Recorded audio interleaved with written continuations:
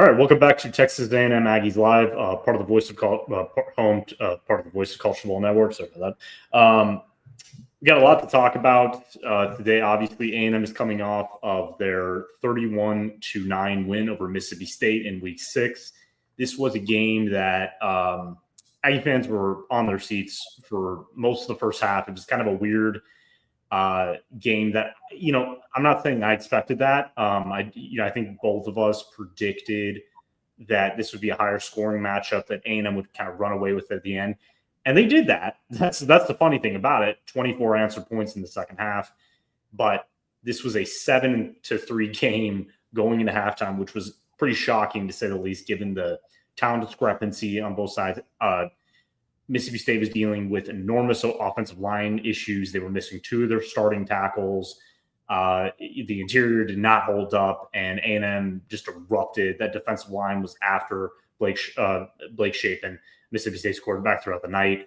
Cassius Howell ended the game with 3 sacks. I think it's 6 pressures, just unbelievable numbers.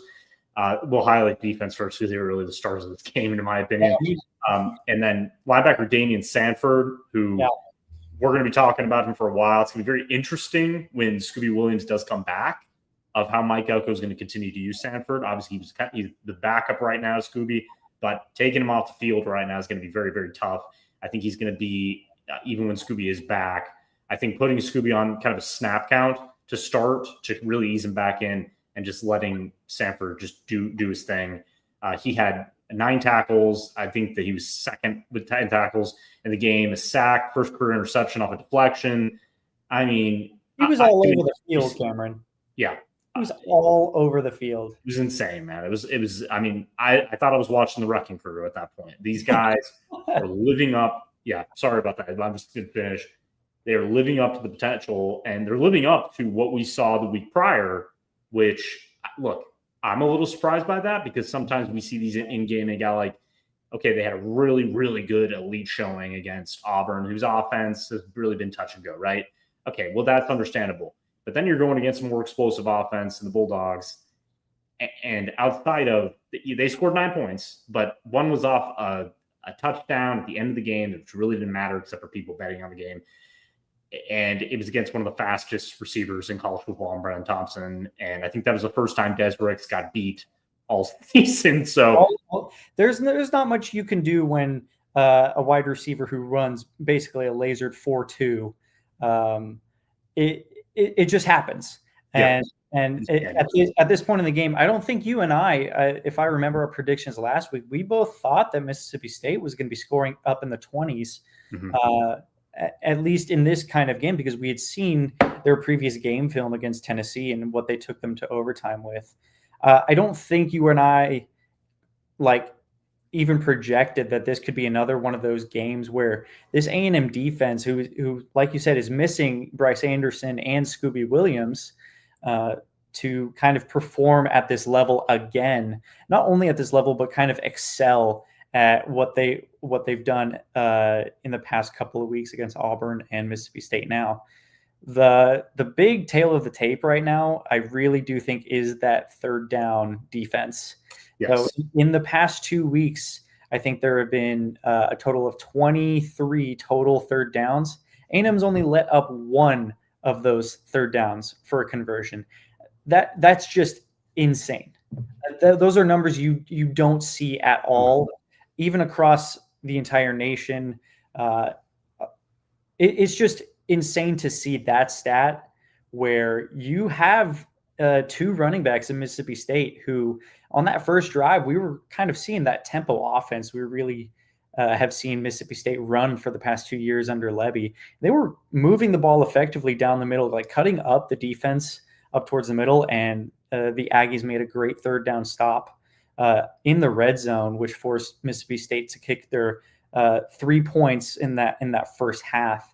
And then from then on, the defense really just stuck it to them.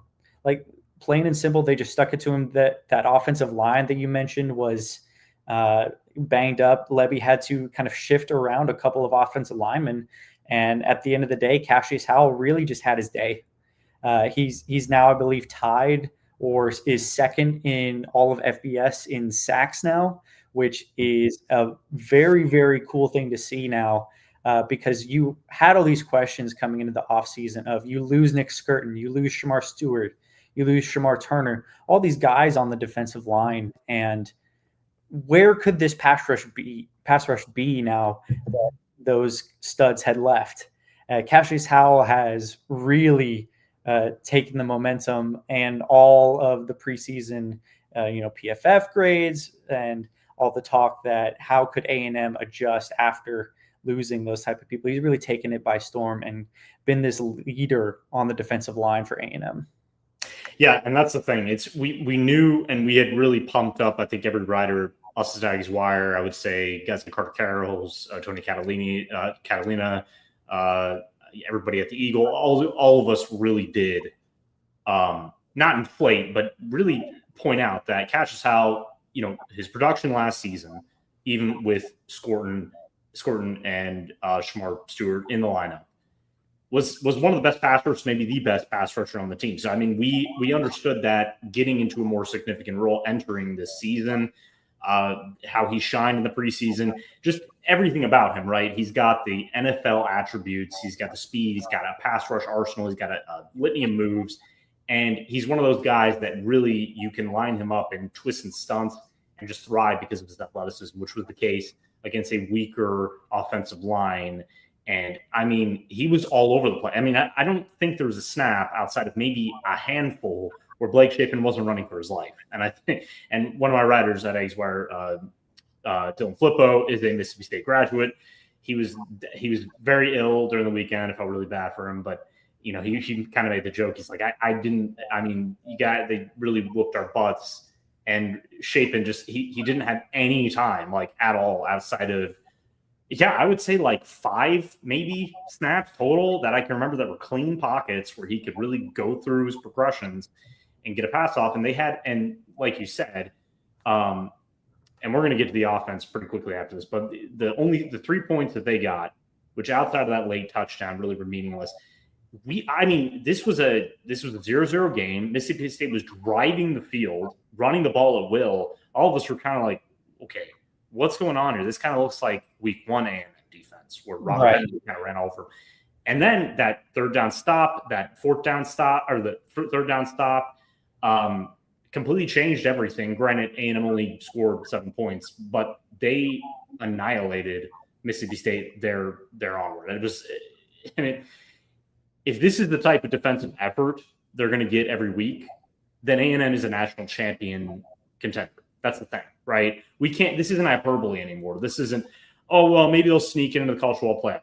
Yeah, they have to get to the college football playoff first for the first time in program history. But if they get there and they're playing this type of defense, and this will lead into the offense, they get above average to very good offense, this team can do what Ohio State did last year, what Notre Dame did last year to make it there, playing a very similar type of football where you're elite on one side of the ball, and like I said, you're very good, above average on the other side. And you can make huge gains against, in a field, in my opinion, that some teams stand out, but to be honest, nobody has really impressed that much so far to the point where you can't say A&M doesn't have a chance, right?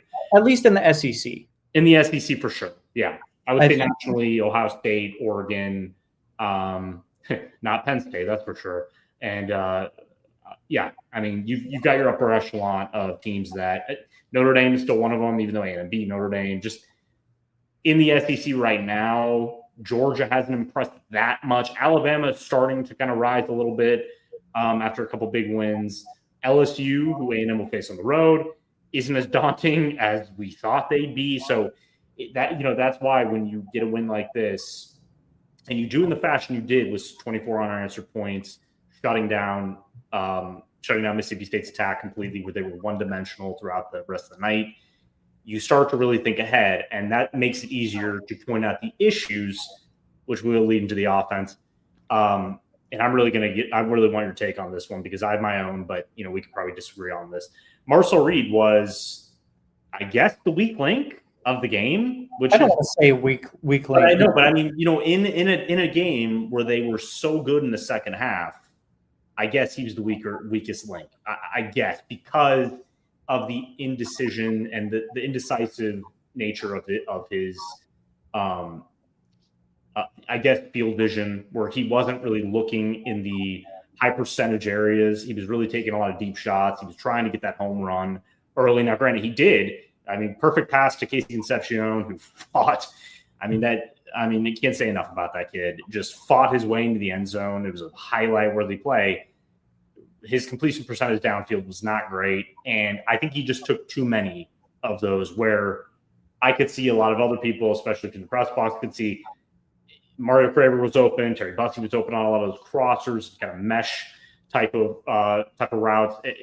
You got to hit those balls first. You got to get those chunk gains of short completions. That's where you should live, because you can win almost every football game doing that. Yeah, you can definitely win every football game doing that.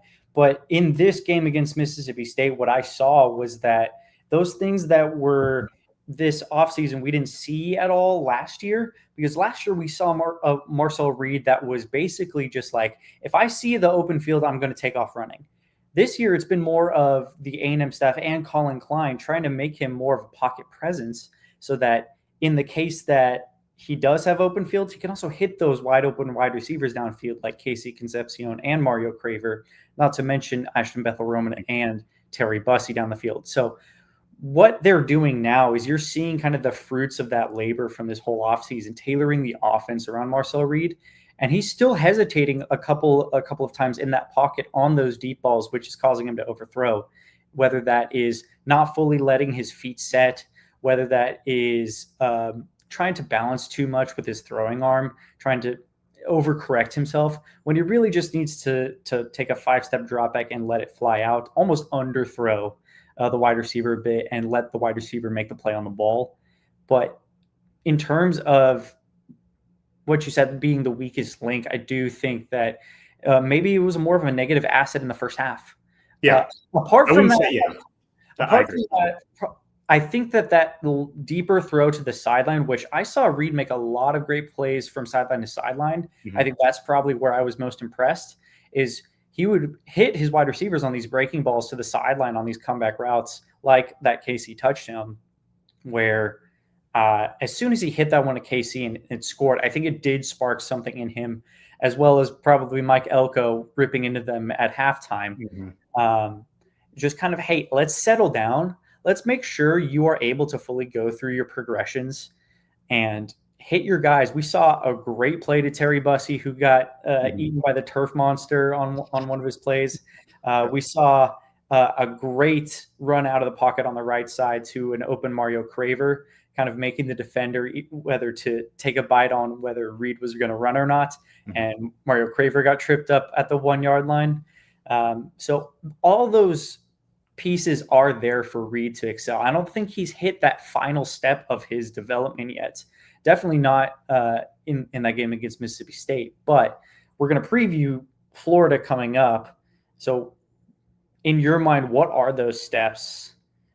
Because I was thinking about this earlier. What are those steps where he can actually like make those progressions to become that, so-called Heisman candidate, which he has, I think, plus 2,000 betting odds right now, to either be a Heisman finalist or a Heisman winner right now. What are those steps?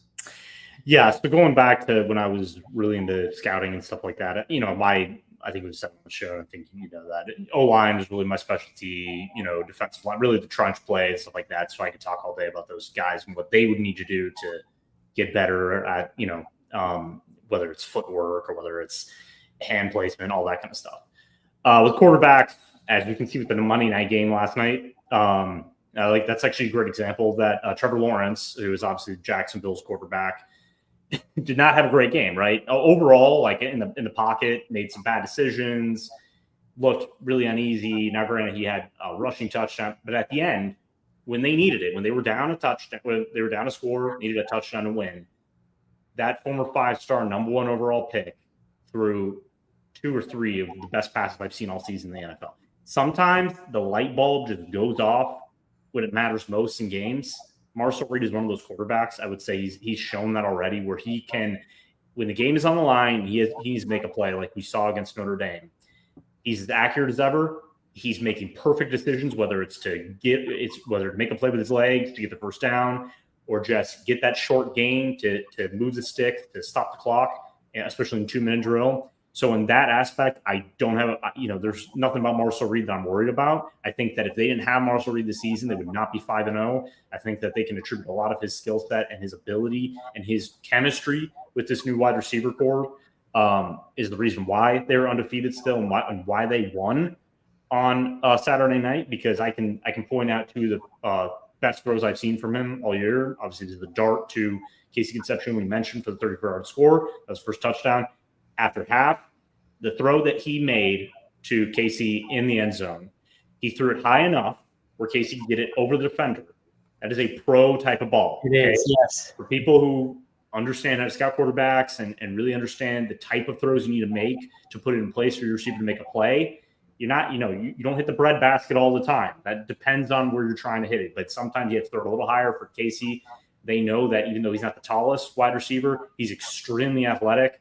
And he can jump very, very high. And so there's the ball that Reed threaded the needle against Notre Dame for that pass to get over the defender for one of the bigger gains that I think that led to one of the touchdowns. I'd have to look back at the tape, but he's got the skill set, right? It's just the biggest thing that he can do. And Mike Echo talked about this pregame. We were all about it last night. Was that when he was talking with Marcel Reed, he was doing it in a perfect way. He wasn't ripping his quarterback. He wasn't saying, well, the reason we only scored 7 points was because of his decision making. No. It's because, kind of like what Le'Veon Moss, their senior running back, is dealing with right now, stomach issues pre-game. He's always throwing up, which, that's either nerves or something else. Probably something not serious, but it's just something he needs to deal with. He believes that Marcel is dealing with some pregame anxiety that leads into the first half of games, because every game in the SEC, especially when you're 5-0, is highly important. We're going to touch on that against Florida. And so, yeah, it doesn't matter how old you are, how many snaps you've had in college, which Reed has had a ton, being that he had to start a lot of games on the road in tough environments and had to fight his ass off to get the job done. Sometimes you just double clutching is never going to get you good results. So even the fans I saw, on social media throughout the night, why is Reed double clutching? Because sometimes you want to, in your head, now I didn't play quarterback, I was way too short, but I do know that sometimes you're in your head, you're seeing that open receiver down the seam or down the boundary that is faster than that corner covering you. You think you have an opening, you double clutch, and that puts way too much on that ball. And unless your receiver is in perfect position to dive for the catch, or he just kind of outruns that ball a little bit, it's never going to produce good results. So Marcel Reed is a rhythm quarterback like most. So getting him in that early rhythm is up to OC Colin Klein to get that done and get that accomplished early, so that rhythm can continue into the second half. Because, Kenny, this offense is so freaking explosive. And they have playmaker after playmaker, as we saw Reuben Owens, who had 142 rushing yards in a game where, Le'Veon Moss was kind of dealing with stuff on the sideline. They just said, okay, Owens, it's your time to shine, man.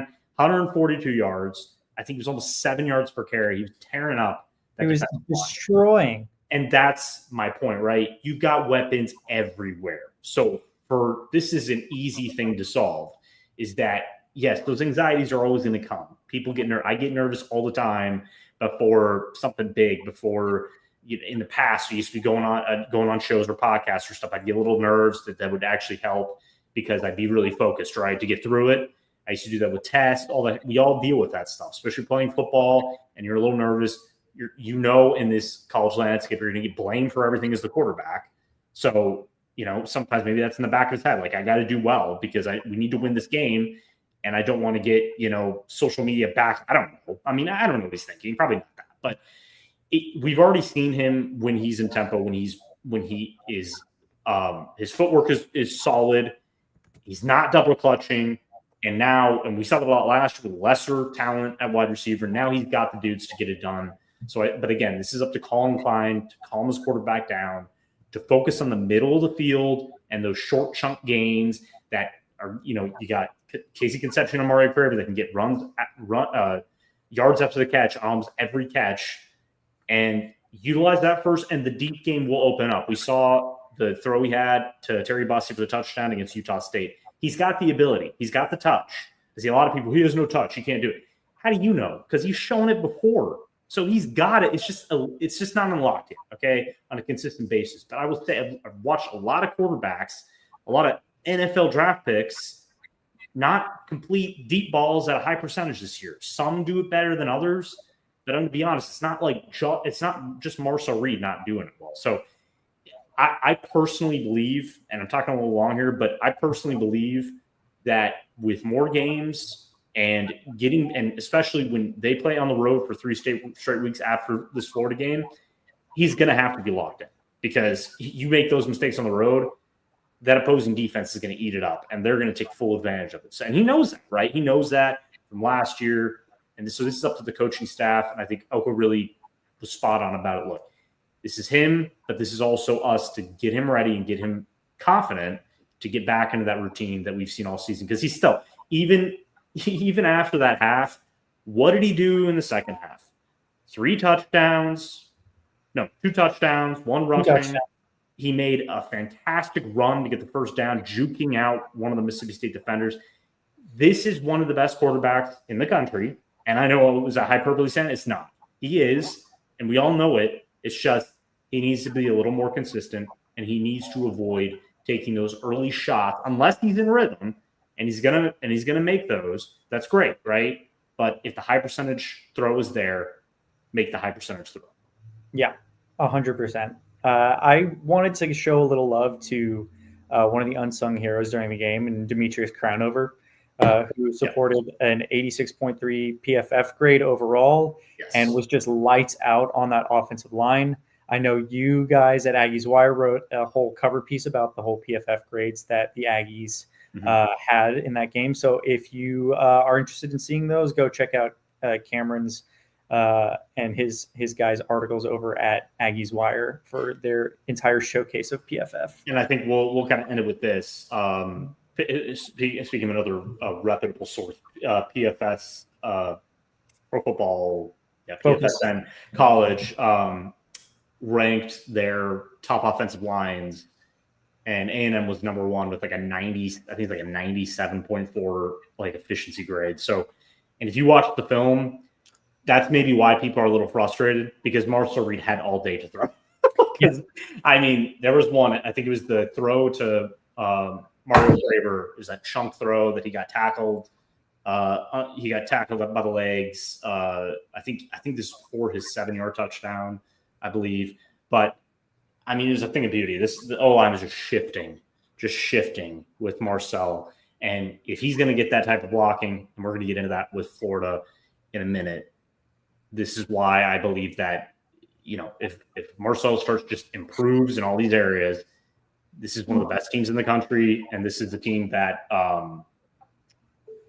that has a shot at making it to a point that we didn't expect before the season.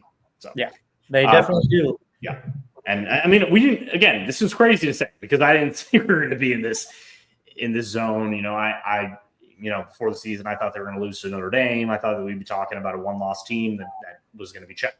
But this is a completely. I mean, it's just crazy. I'm getting kind of mixed my words up. But anyways, 31-9 win. It was an impressive victory. But now, as I said in the title of this podcast, and I've seen this around social media and with some other writers I trust, this could define A&M's season.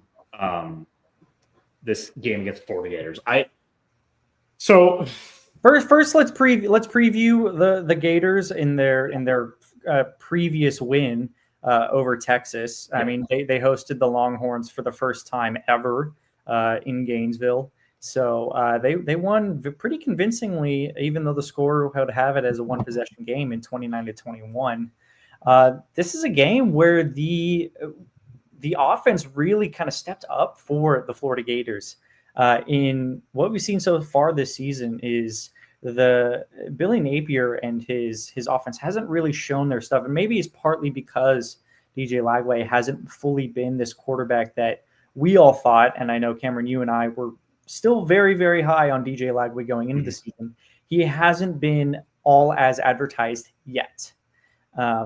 in this game, he definitely got to show out that arm a little bit more. And they just got back 5-star true freshman wide receiver Dallas Wilson, who really was just making plays against NFL level talent on the Texas DB pretty much all over the field. I think Dallas Wilson, if you wanted a name right now where we saw last year Jeremiah Smith kind of take over as a true freshman, Dallas Wilson could be a guy to keep your eye on as well. But for Billy Napier and all the crap he gets about being a bad play caller or not giving over the offensive play calling to someone else, I think this was a game where they really found out that they have a guy in Jaden Baugh at running back, and really they just kind of let him loose. I think I saw more than I think in the past or maybe all of their games, he's kind of averaged only 10 attempts per game,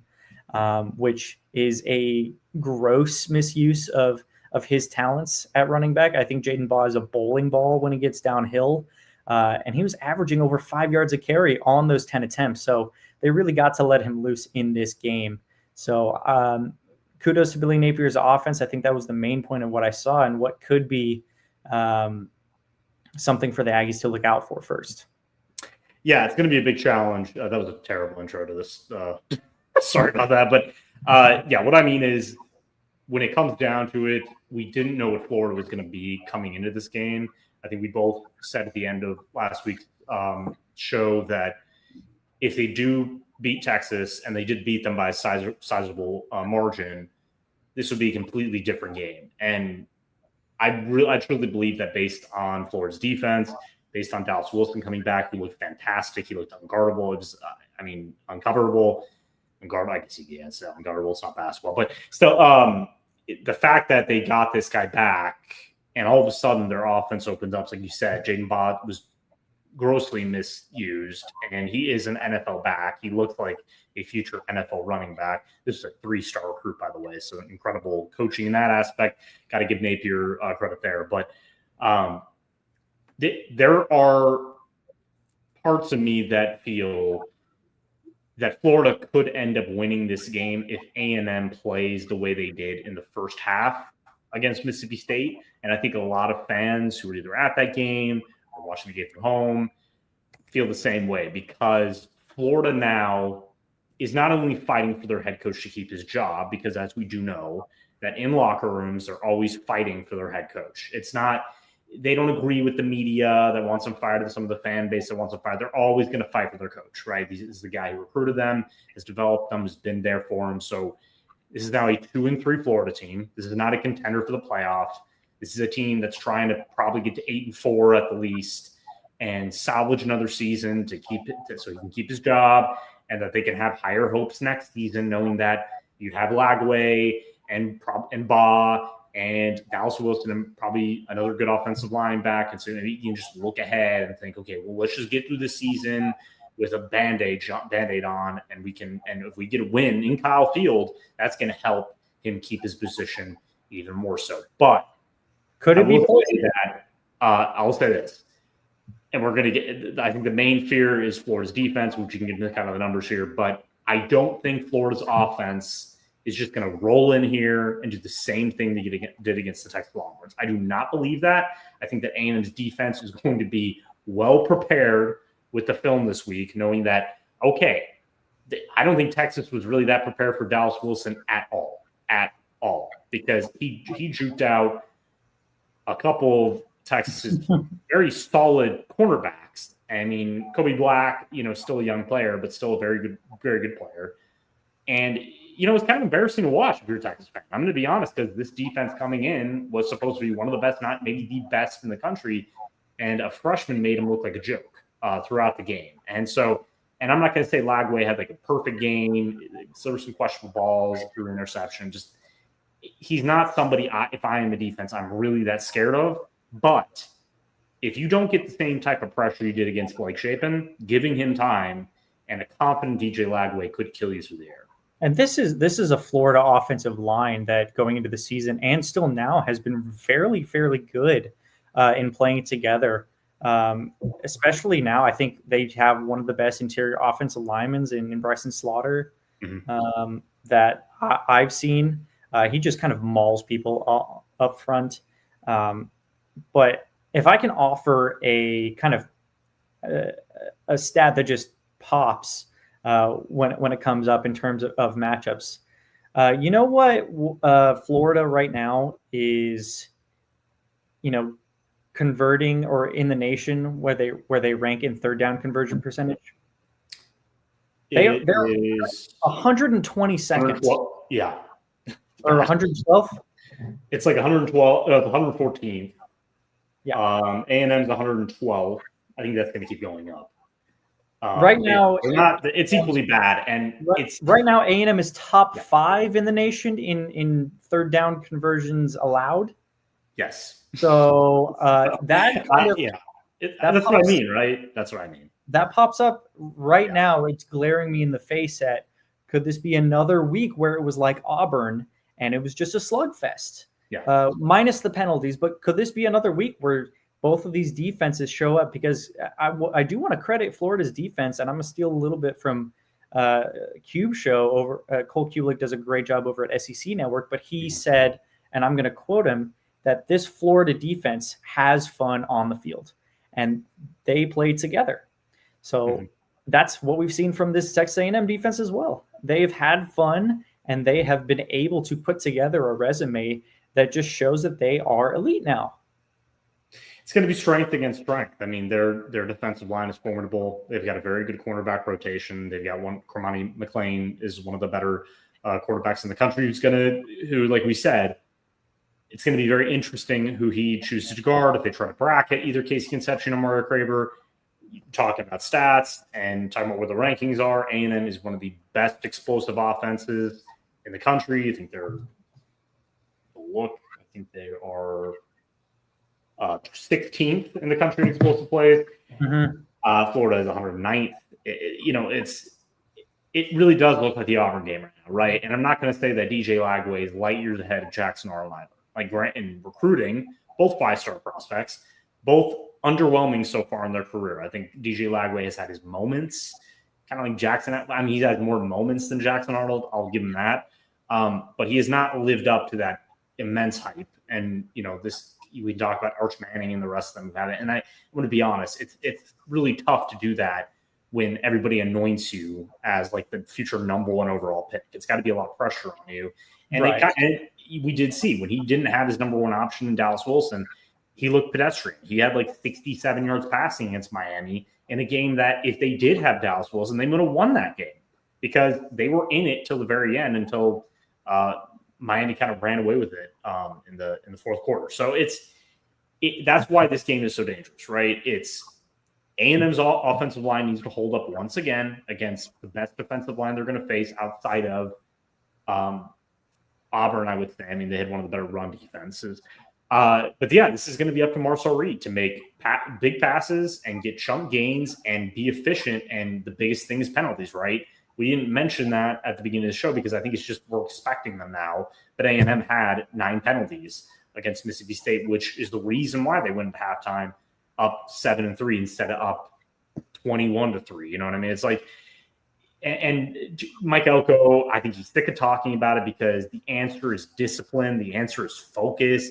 For the O-line, it's lining up correctly, not flinching at the line of scrimmage. Trey Zune was kind of laughing about it. He's like, look, we just got to hunker down and focus on this. We're at home. We should be the advantage at home, right? Especially with holding, because the noise isn't coming away at home, which that's why it's so weird, right? When they were getting those calls, I'm like, you guys are at home. Like, come on. It is what it is. And I think they'll get it fixed.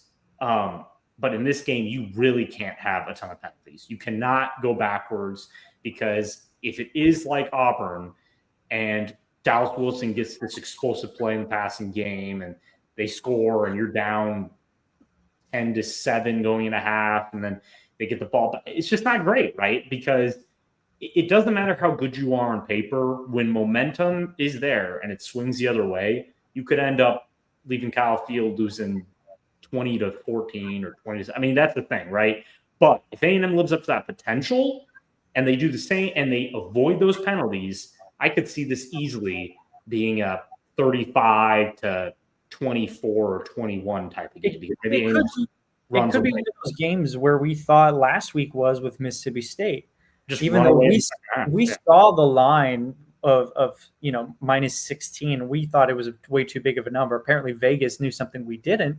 Yeah. But right now, it definitely could be one of those games.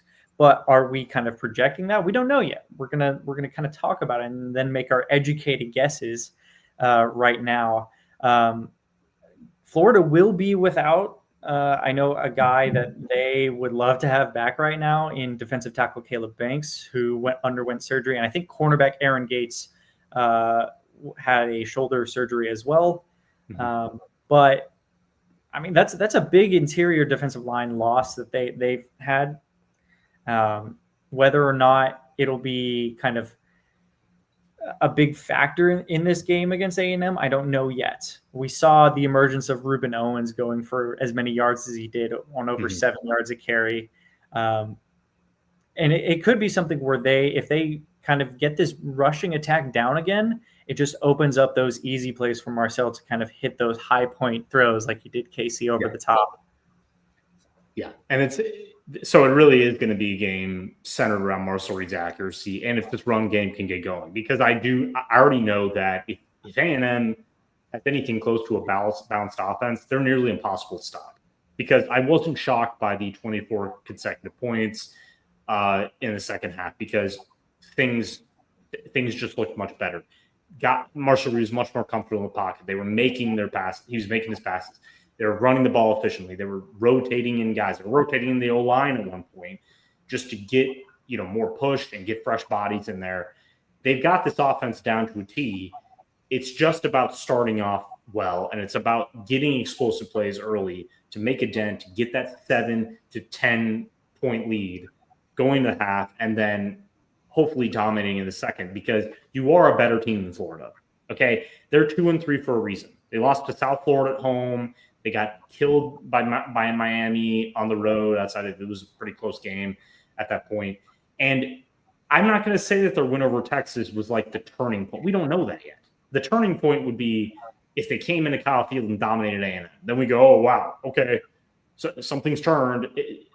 I just didn't get that feeling, right? When I watched that game, Texas could have won that game. They had a chance at the end because of Florida's mistakes.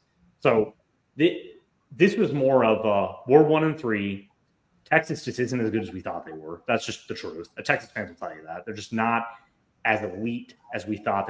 They were not playing, and they're not playing like the preseason number one team. So that had a lot to do with it too. It was a talent discrepancy. It was Florida has a lot of talent, and they were good in a lot of key areas. But bad quarterback play, mistakes, that's always going to kill you. And I don't think Lagway can be completely trusted yet just because he has Dallas Wilson back. I just don't see that because we've seen this with Alabama and Ryan Williams. Was a stud to start last season, had a career game versus Georgia, kind of disappeared, right, throughout the season. And that was because defenses were prepared for him. That's just how it is, right? They all have film. So that Mike Elko and that team are looking, and especially the defense, are watching that offense going, well, I mean, we're not going to let Dallas Wilson do that. I mean, look, if he beats us over the top and he just outruns our corner, fine. That's fine. But we're not going to let him get those easy touches and wide open catches. It's like there's a lot that you can avoid, but it's really up to A&M's offense to move the ball efficiently. I don't think this – unless it's a game – I'm getting a little tongue-tied here, but unless this is a game where Florida's defense is really up to the challenge, has a great game plan, and just shuts down whatever A&M wants to do, I still don't think that's going to happen because if this was A&M of the last season, that probably would be the case, right? Because they were a run-first team that really couldn't rely on their passing game to get the job done. They had to run the ball effectively, but we already saw against Notre Dame that that's not the case. We saw it against UTSA to open the season. How many yards did they have against UTSA? Did they even crack 100 at that point? No. I mean, they didn't need to do that. They've got so many weapons in the passing game that do not have problems separating coverage. So I just am not super worried like some people are. I just personally think that if you lose this game, it could kill the rest of your season. if you win this game, you could end up going 10-2 or 9-3 and making a college football play. That's just how I see it. I just think this is very important. They'll be wearing their throwback 75 jerseys. It's going to be very exciting. It could be a close to sold out game. It's a primetime game, 6:30 kickoff. So I don't know. I just think this is another challenge for them, but I think they still have the advantage. And I think that after their second half, they're feeling more confident, and they now know, looking at film, we know what to fix. Yeah. A lot of the things right now that's going through my head for the Aggies to fix in this game is those penalties again. I think this is one of those games, and Florida's just below average when it comes to getting penalties called on them as well. I think they average around 7 flags thrown on them a game. It's really one of those things where I think the 12th man has to come out again in a game like this and really be that 12th player on that defense, because I know for sure Mississippi State was feeling it in that second quarter and that third quarter. And especially when Jordan Shaw ripped out that fumble, I think that was the icing on the cake and where Mississippi State fell last week. That has to be another thing in this game where the 12th man really does have to come out and play. I think the environment is what makes it so special and such a hard thing for offenses to adjust to on the fly. So I think I'm putting out the notion right now that this has to be a game where if you are not on your feet as a fan, really trying to disorient the offense, trying to help the people on the field make those plays, I don't know what you're doing. So I think the line is set at -6.5, 7.5. I think it's about 7.5, yeah. And as you know, obviously you can take it away here with Underdog Fantasy, but we understand why it's a 7.5 point spread. I think it's probably going to end up being like 6.5 by the end of the week, depending on injuries too. For A&M, I think if A&M's full health, potentially getting Scooby Williams and Bryce Anderson back, that would be a huge boost to their defense just by depth. I mean, I don't know how much Bryce Anderson would play, but still, him being healthy is a miracle based on the hit we saw. That's just an incredible story there. For Florida, though, key injuries could affect that as well. And yeah, I mean, I agree with it because I think A&M did prove last week that they were a 17.5 point favorite. They covered that. They completely dominated in the second half to the point where this was not a game. After they went up, I think it was like 28-3 at one point. But so, I mean, betting on the Aggies at home, I'm not saying it's a guaranteed win, but at this point of the season, it looks like a guaranteed win. I think at this point, if you guys want to follow me, I'm going to be taking the Aggies plus the points in this game. So if you want to tail me in my pick, please, by all means, go to Underdog Fantasy, a proud sponsor of the show here at Texas A&M Aggies Live. So if you guys use the code VOCFB Aggies, that is VOCFB AGGIES, and you play $5, you actually instantly get $50 in your account. So if you want to tail me, please come on over. Daniel knows what he's talking about. He's been right on a lot of stuff. So hey, this is what we do. I have used Underdog for a good bit now. So if I did not wholeheartedly think that they were a good sponsor of the show, I would not endorse them. But here we are. And as usual, participants must be 21 or older. If you have a gambling problem, you can always call 1-800-GAMBLER. So yeah, it's interesting because we talk about the spread, right? We talk about, and I think these have been accurate. It was kind of funny last week when it just kept rising, right? It was like I remember I woke up that morning, I was watching College Game Day, getting ready for the day. And I think they were doing they weren't outright picking the game. I think Nick Saban was the only one that said that Mississippi State would cover, and everybody was like, thought he was picking Mississippi State. It was really funny, but it was like 15.5 points, it was 16.5 points, and by game time, 17.5 points. That mainly had to do with Mississippi State's O-line issues. So when watching that line is always interesting because it mainly has to do with injuries, or it has to do with really just injuries. I don't think anything else really injuries. Yeah. And I think it's injuries at key positions, right? Mm-hmm. O-line, quarterback, if it's a key wide receiver or running back. Yeah. So, yeah, I think right now, I think after tomorrow when the first injury report drops, then we'll really get a full understanding of what this game could look like. But really to end it with our preview here, it's, we could have had someone from Florida cover. It was a little busy week. We didn't really get anybody on. But I think they'd be saying the same thing, right? I think that Florida is in an interesting situation because when you beat a team like Texas, who has that allure, and I mean, they were the media favorite, they were the national championship favorite. Arch Manning was the Heisman favorite before anybody even played football, which was really weird to me. But Texas has now come back down to earth. They left that game in a completely different mindset. They have to focus on playing Oklahoma's defensive front now, and I don't know. That's going to be interesting. But that, this is a Texas show, so we're not going to talk about them. But Florida does, I think they are a little bit inflated now because they feel like, well, we beat Texas. Maybe, we can do the same in Kyle Field because maybe we don't think A&M is as good as people are saying. I've heard that a lot. And I'm thinking to myself, what has A&M done that hasn't lived up to expectations so far? Because I was talking to someone about this the other day. I said, I get they were up 7-3 at the half against a team that you were a 17.5-point favorite against, and it's embarrassing. You should be up. Okay, what do good teams do, Cannon? In the second half, they destroy you. They put you to sleep early, and you win the game 31-9. That's what a dominant team does. I don't give a crap what the first half score is. It doesn't mean anything. Now, granted, we can talk about that Auburn game all day, right? We could say, well, they didn't do this. No, it was penalties. They probably should have won that Auburn game 31-3. I mean, honestly, you take away the potential scores, you take away that interception at the end of the game. That's my point, is that that wasn't a game where Auburn's defense completely shut down A&M's offense. They had 414 total yards. They had a ton of yards on the ground. Marshall Reed was shredding them most of the game, and then flags were pushing them back behind the stick. So they haven't had a game yet, especially at home, where they have been dominated. It hasn't happened. They're 5-0 for a reason, right? Yeah. They've done this all season. Outside of the Notre Dame game, which is a back and forth contest, they held a pretty solid lead going to halftime, and then it was just back and forth scoring.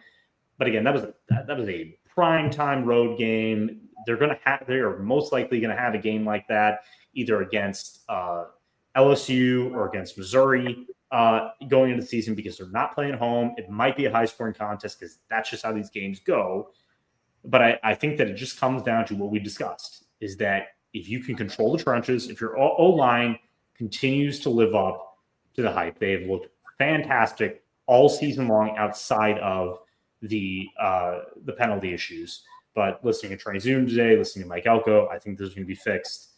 And if they can get a balanced offense, and Marshall Reed is hitting those money shots, that's probably going to be a term, high percentage shots down the field, and is in a good rhythm, not double clutching, I don't see A&M losing this game. I just do not. I just think that this is just another step in the direction. And knowing that Mike Elko has not been undefeated in his Aggie career going into second season, everything is on the line. So you're going to be even more focused than you were. And we go back to – this is just kind of the team A&M is, right? We go back to last season against LSU. They won 38-23, but they were down 17-7 going into that. So this is just sometimes what they do. But the difference between last year and this year is they are a much better roster that can sustain these issues, fight back, and end up winning the game by double digits. Right. This is a game of sustainability. I think you have what you saw last weekend in that second half. Texas A&M was just able to sustain more. I think being at home, that really does play into their favor this time. I said it before in our picks, but I think I am taking Texas A&M to cover in this game. So I think the final score in this game is really going to be something along the lines of 28-20, I think is where I'm going. That's where I'm at too. I think that's exactly where you're going. That's where I'm going with it. I do think that compared to Mississippi State, it is going to be closer. I think that Florida is going to have some explosive plays. I think they are going to score more than Mississippi State did. But I just trust A&M more in the second half. I trust that they will figure things out because they have Mike Elko calling defense. So Right. and I just don't see that Jaden Baugh and Dallas Wilson being the guys that destroy your game plan. I just do not. I think that they are super talented, and I think that they can have very good games. But I think for Texas A&M's defense, they were facing more weapons, I think, against Mississippi State. Two of the best running backs. Obviously, prayers up to Fluff Bothwell, by the way. I hated what happened to that young man. Hey, he's had X-rays done. It looks like they're all positive. So yeah, that's awesome. That's good to hear. I just hated seeing him go down like that. Fluff Bothwell is okay after going down with an injury. Yeah, that's good to hear. Great player. So, but again, and more weapons, I think, at wide receiver, more speed. So it's not going to be as difficult. I think it was more difficult to defend that offense. It's just that they got to the quarterback so much it didn't really matter at that point. So yeah, pressure is going to be a big thing too. And if they can get pressure on DJ Lagway, they know from last season when they played in the swamp. Granted, he was switching out with Graham Mertz.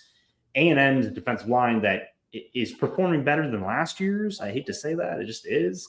Has not had problems. I don't hate to say it. Yeah, I don't hate to say it. No, I don't either. I think people they see the names.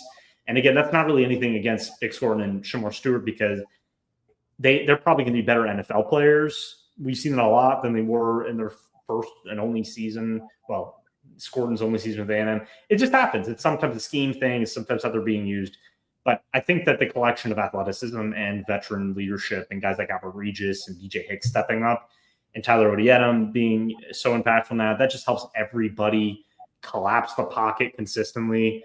And so, but I do believe if you can get pressure on DJ Lagway, game over. I just don't see him having a great game. He's not great against pressure, and he has. I'm interested to see which breaks first for Florida. Will it be their offense, and everybody's kind of turning on Billy Napier again for his play calling, or will it be their defense, who has been pretty good so far throughout the season? Will it be an A&M offense that just is able to finally break a team that has been relatively good on defense? So I think there are a lot of narratives that are going to be able to be thrown around after this weekend because we have a lot of marquee SEC games going on. So final score, I think you and I are pretty much in agreement with the 28-20. 28-17, 28-20, 28-24. I mean, it just depends how close the game is. I do think that Florida's going to have their moments, but I just think that A&M's defense at home, night game, Kyle Field behind them, Aggies don't sit, as we know. It's just going to be one of those, like you said, I think you have a great point there. I think the 12th man can really impact Lagway specifically because he hasn't shown yet this season where he can really thrive under pressure. He was at home in the swamp. I get that there were fans saying fire Billy Napier, but the guys who were there that I know said, the Texas guys who cover him said it was one of the loudest environments. They were fully behind their team, and that affected Texas. I guarantee it did.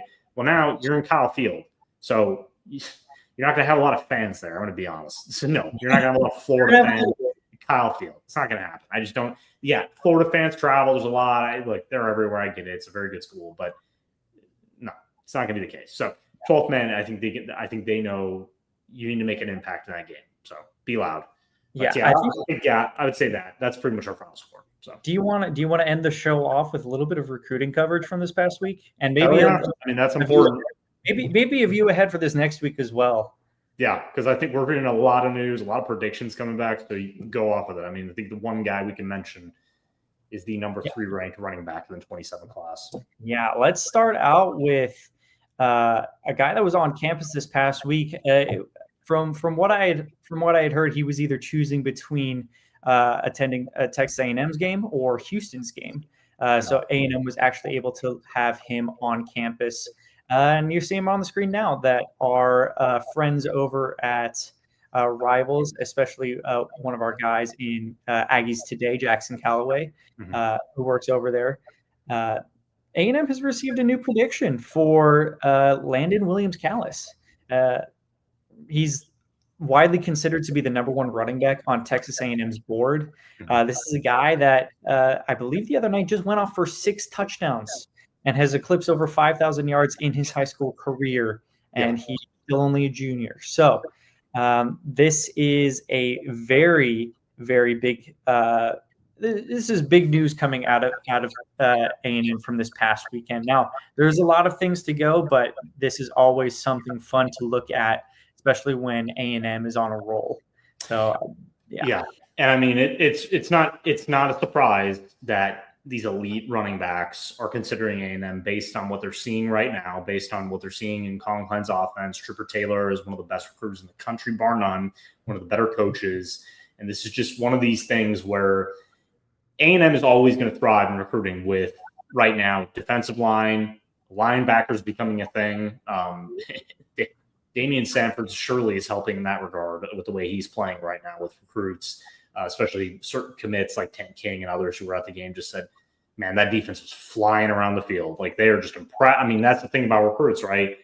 They know ball. They understand. Like, they're not just coming there for just a good time and just to hang out with the school they're committed to. They're going to see, like, okay, what does this system look like? How can I fit in this system in the future? How do they coach their linebackers? How do they coach their defensive line? How do they coach their offense? How do they coach their running backs?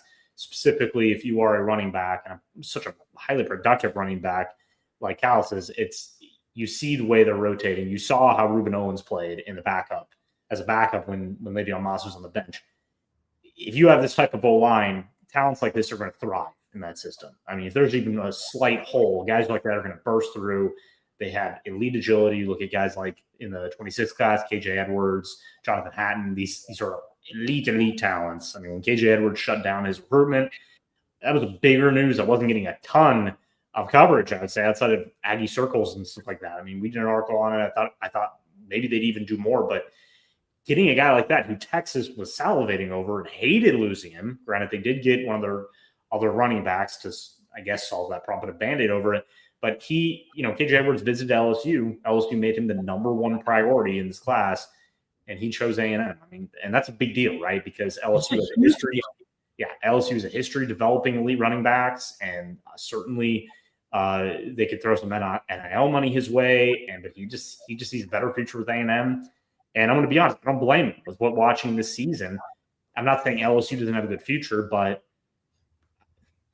I mean, come on.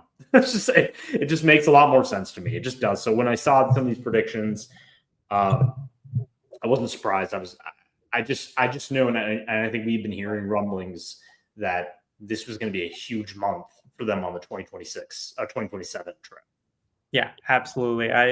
It's reassuring to see that the fruits of their labor are coming forth. So yeah, definitely going to be a fun weekend. I think you and I are definitely going to be up very late that night. Right. Yeah. Already know what my night looks like, but regardless of the outcome, man. Yeah, it's going to be interesting too because I haven't seen all the visitors yet. I've heard some names, but right now they're in on everybody you can think of in terms of the target and in the 2027 class. You can go to the 28 class. There's some I know that's really far ahead for people, but there's a lot of talent coming out of that class as well. They're solidifying their commitments with the 2026 guys that just keep coming back. Brandon Arrington is going back to Kyle Field this weekend, which is a big deal. I wrote something today. He was a part of the USA Today Sports All-American team preseason. I think he's All-American team. And you just look at the collection of the talent in the 2026 class at those key positions, right? You look at guys like Helen Kasuga at quarterback, who could end up being one of the top signal callers by next season or by the end of this season in the recruiting rankings, and is a perfect fit in what Colin Klein wants to do on offense, right? He just looks like just a shoo-in as the future Aggie QB based on how he plays, based on his accuracy, his touch, his arm talent, his arm strength is still developing. But again, this is just a guy that they keyed in on early. Now everybody's trying to vie for, but he's locked in with A&M. Guys like Bryce Perry-Wright, defensive lineman, he's got star potential written all over him. And then obviously Brandon Arrington, who, as you and I know, looks like a future NFL cornerback based on his build, his track speed, and the fact that he chose A&M over Oregon, who, with all the NIL money and all the prestige and Phil Knight kind of backing them and stuff like that, they pretty much get whoever they want. But he sees just a better future, and he's somebody who I could see making a huge impact going into his freshman season in the 2026 season. So it's just the collection of talent is unbelievable, and it's just going to get better because I hear a lot of insiders say at this point, A&M could end up vying for the number one class next season at this time. Mind blown when those it's comments crazy. Just and again, what was the biggest worry about Mike Elko? Can he recruit like Jimbo Fisher? Well, I think he's answered that. I think he's surrounded himself with some very talented recruiting staffs.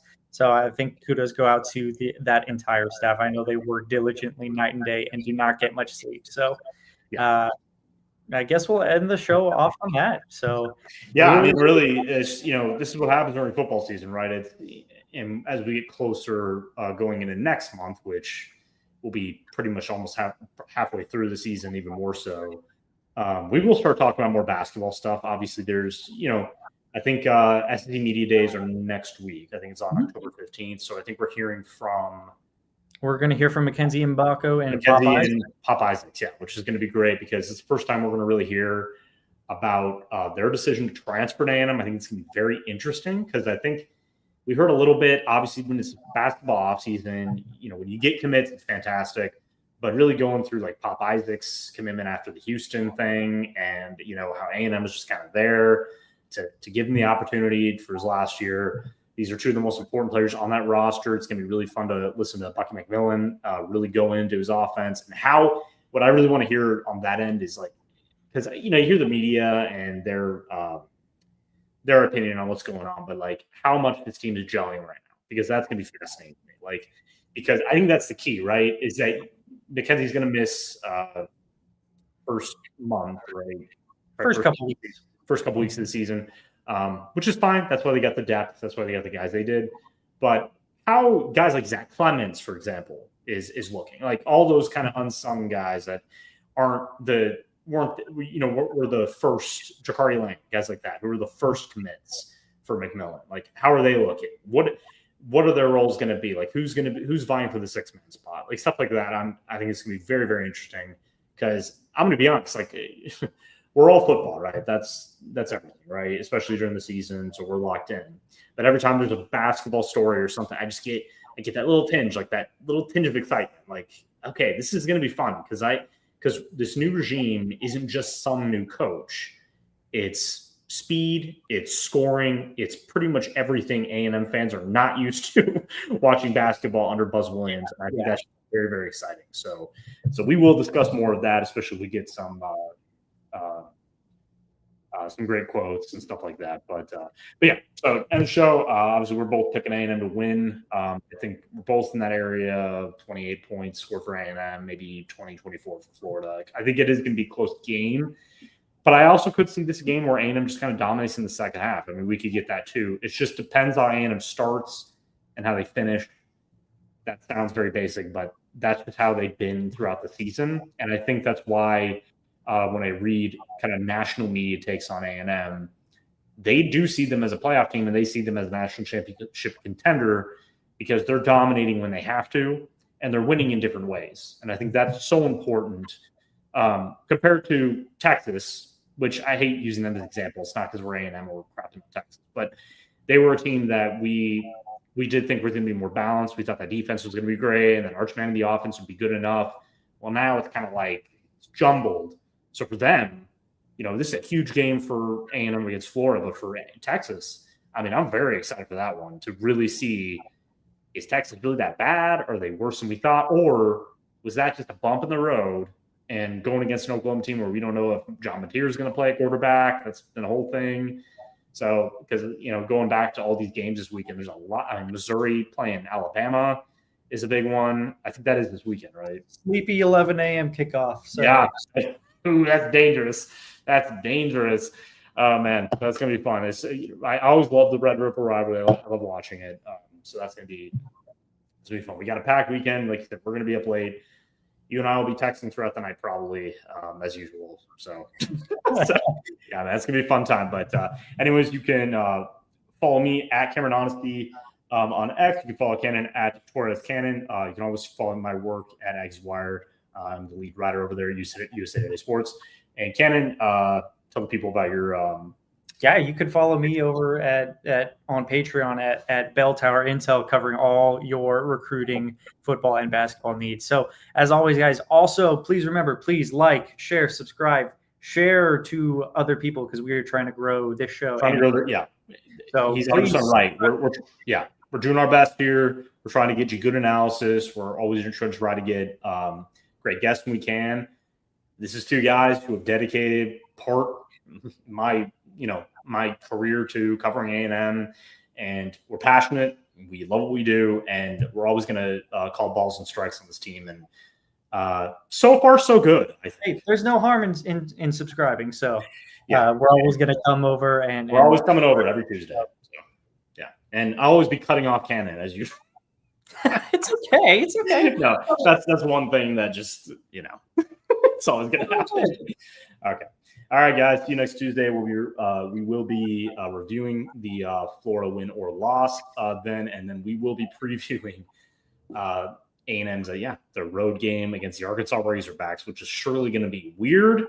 Fighting Bobby Petrinos.